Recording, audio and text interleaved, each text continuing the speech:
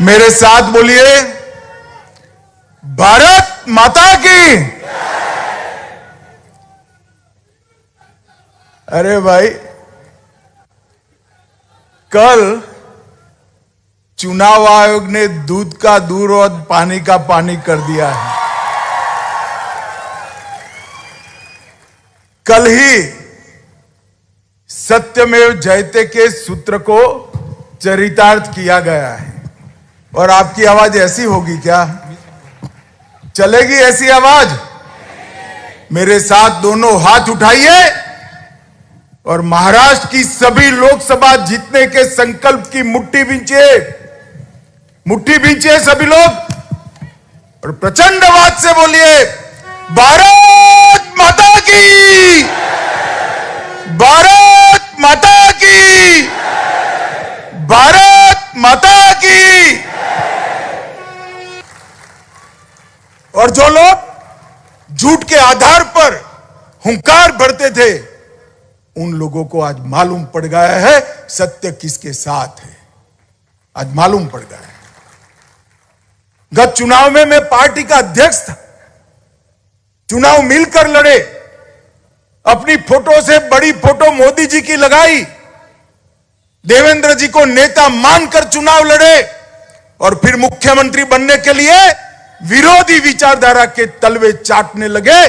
आज उनको सत्य क्या है वो परिचय मिल गया है। और भारतीय जनता पार्टी के कार्यकर्ताओं ने भी, पुणे के कार्यकर्ता, आसपास के 3 जिलों के कार्यकर्ताओं ने भी आज एक संकल्प कर जाना है, आगामी लोकसभा के चुनाव में महाराष्ट्र की सभी सीटें शिवसेना बीजेपी युति के खाते में आनी चाहिए। मित्रों, चुनाव में हार होता है, पराजय होता है, जीत होती है, विजय होता है, परंतु जो लोग धोखा देते हैं ना, उनको कभी बख्शना नहीं चाहिए, वरना धोखा करने वालों की हिम्मत बढ़ती है।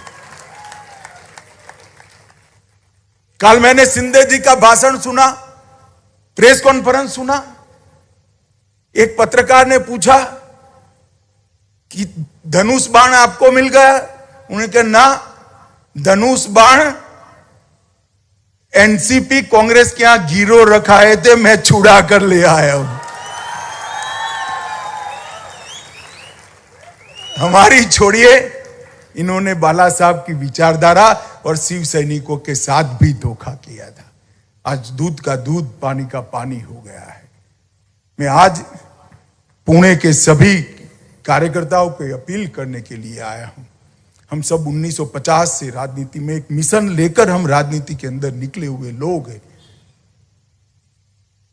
दीनदयाल जी ने हमारे सामने 2 लक्ष्य रखे थे, सुरक्षित और समृद्ध भारत और अंत्योदय।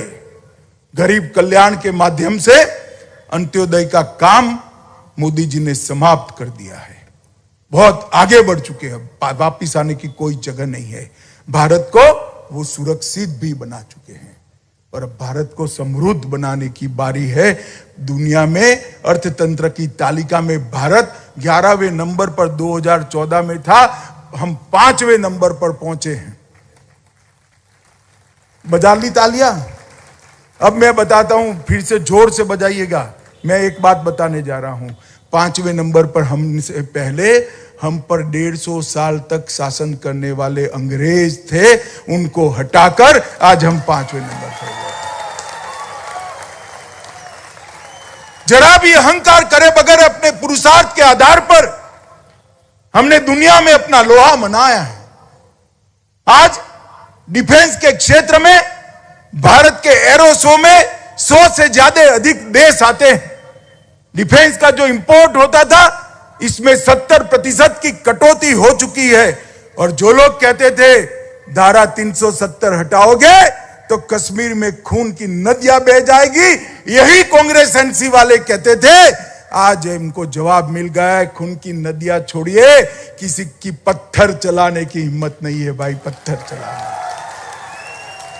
नॉर्थ ईस्ट के अंदर विकास के आधार पर मोदी जी ने इंसर्जेंसी को समाप्त कर दिया है।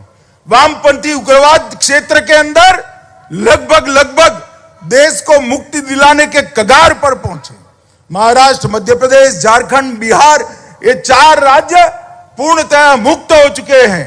छत्तीसगढ़ बाकी है, थोड़ा आंध्र तेलंगाना के एक तालुका बाकी है और उड़ीसा में भी एक तालुका बाकी है। मुझे भरोसा है कि 2 साल में ये भी समाप्त हो जाएगा। मित्रों, बहुत बड़ी उपलब्धि, जिस लक्ष्य को लेकर हम 50 साल पहले निकले थे, वो लक्ष्य की परिपूर्ति ये 9 साल के अंदर हमारे नेता नरेंद्र मोदी जी ने की है। जब हम सब छोटे थे, राम जन्मभूमि आंदोलन हुआ, हमारे अंग्रेजी के प्रोफेसर थी इलाबेन शाह, तो जब शिला पूजन का कार्यक्रम था तो इलाबेन को मैंने निमंत्रित किया। मैं को पूजन तो मैं कर देती हूं, मगर मेरा भूत भी राम मंदिर नहीं देख पाएगा। जब भूमि पूजन हुआ तो 85 साल की इलाबेन का फोन आया, अमित भाई, सात अर्थ में राम मंदिर बनने की शुरुआत हो गई है। कोई नहीं मानता था, धारा 370 हटे, कोई नहीं मानता था, ट्रिपल तलाक समाप्त हो, कोई नहीं मानता था, सीएए इस देश में आए, कोई नहीं मानता था। इस देश के अंदर भाजपा की सरकार है, कॉमन सिविल कोड बनाने की दिशा में आगे जाए, कोई नहीं मानता था। सारे हमारे वैचारिक आधार को पूर्ण करने का काम नरेंद्र मोदी जी ने किया है, भारतीय जनता पार्टी ने किया है। मगर अभी भी मिशन अधूरा है। मैं पार्टी के राष्ट्रीय कार्यकारिणी में उड़ीसा में भुवनेश्वर में मैंने कहा था कि 5-10 साल में भारत को महान बनने की प्रक्रिया नहीं होती, 30 साल तक पंचायत से लेकर पार्लियामेंट तक भारतीय जनता पार्टी आती है, तभी भारत माता को विश्व गुरु के स्थान पर हम बैठा हुआ देख सकते हैं। मित्रों, हमारे सामने एक लक्ष्य है, इस देश को हर क्षेत्र के अंदर सर्वप्रथम करना, दुनिया में सर्वप्रथम करना। वो लक्ष्य की परिपूर्ति के लिए हम राजनीति में आए हैं। किसी की तरह सत्ता प्राप्त करने के लिए पिताजी के सिद्धांतों, पार्टी के सिद्धांतों और पार्टी के कार्यकर्ता को धोखा देकर मुख्यमंत्री बनने के लिए हम नहीं आए। हम भारत माता को परम वैभव पर ले जाने के लक्ष्य के लिए आए हैं। और मैं बताता हूं आपको, 2024 का चुनाव भारतीय जनता पार्टी ने बड़ी शिद्दत के साथ, अच्छी रणनीति के साथ और परिश्रम की पराकाष्ठा के साथ लड़ना है। आज 3 जिले के कार्यकर्ता यहां है, सभी संकल्पवान होकर जाए कि महाराष्ट्र की एक भी सीट किसी के भी अकाउंट में नहीं जाएगी। सभी के सभी सीटें भारतीय जनता पार्टी और शिवसेना का गठबंधन जीतेगा। अगर हमें संकल्प करते हैं और संकल्प की सिद्धि के लिए कठोर परिश्रम के लिए प्रतिज्ञित होते हैं, तो मैं आपको बताता हूं, मोदी जी का करिश्माई नेतृत्व ऐसा है जिसने 2 बार हमें पूर्ण बहुमत दिया, 1 बार 2/3 बहुमत दिया। मोदी जी के नेतृत्व में तीसरी बार भी पूर्ण बहुमत की 2/3 बहुमत की सरकार बन सकती है। हमने इस दिशा में आगे बढ़ना है। आज चुनाव कैसे लड़ना, क्या लड़ना, ये कहने का समय नहीं है, मगर हम सब कार्यकर्ता एकजुट हो जाए, एक दिशा में चले, एक लक्ष्य लेकर चले और मोदी जी के नेतृत्व में भारत को परम वैभव के लक्ष्य की दिशा में ले जाने के लिए चले। तो मुझे विश्वास है मित्रों, हमारे जीते जी भारत माता को हम विश्व गुरु के स्थान पर बैठा हुआ देख पाएंगे और हमारे पुरखों ने सालों से जो सपना संजोया था उसको सफल होते हुए देखेंगे। शहीद भगत सिंह, खुदीराम बोस, तात्या टोपे और लक्ष्मी रानी ने जो स्वप्न देखा था, वो स्वप्न को हम सिद्ध कर पाएंगे मित्रों। और भारतीय जनता पार्टी का यही मिशन है।